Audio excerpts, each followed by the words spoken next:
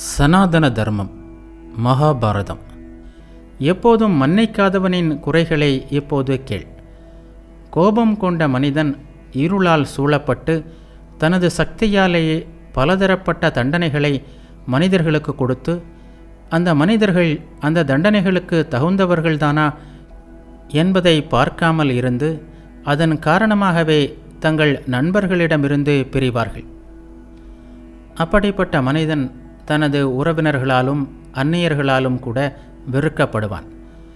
அப்படிப்பட்ட மனிதன் மற்றவர்களை அவமதிப்பதால் செல்வத்தை இழப்பதும் அவமதிப்பை அடைவதும், சோகம், வெறுப்பு, குழப்பம், எதிரிகள் ஆகியவற்றையும் சம்பாதித்து கொள்கிறான்.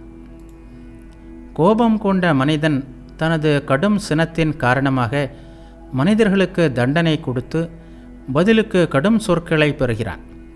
அப்படிப்பட்டவன் விரைவில் தனது செழிப்பை இழந்து நண்பர்களையும் உறவினர்களையும் இழக்கிறான்.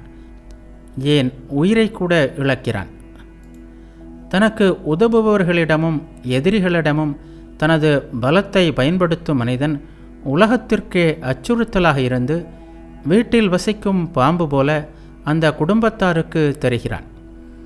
உலகத்திற்கே அச்சுறுத்தலாக இருப்பவன் என்ன செழிப்பை அடைந்துவிட முடியும்?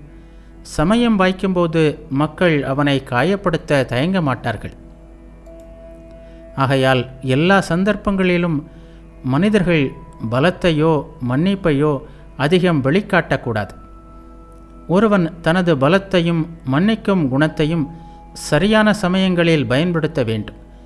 சரியான நேரங்களில் மன்னிப்பு, கடுமை, பலம் ஆகியவற்றை காட்டுபவன் இவ்வுலகிலும் மறு உலகிலும் இன்பத்தை அடைகிறான். நான் இப்போது எந்த சந்தர்ப்பங்களில் மன்னிக்கலாம் என்று கற்றவர்களால் விதிக்கப்பட்டதை விளக்கமாகவும் எது எப்போதும் பின்பற்றத்தக்கது என்பதையும் சொல்கிறேன். நான் சொல்லும்போது கவனமாக கேட்டுக்கொள். உனக்கு ஒரு சேவையை செய்தவன் உனக்கு பெரும் தீங்கிழைத்திருந்தாலும் அவனது முந்தைய சேவையை நினைத்து பார்த்து அந்த குற்றவாளியை மன்னிக்கலாம்.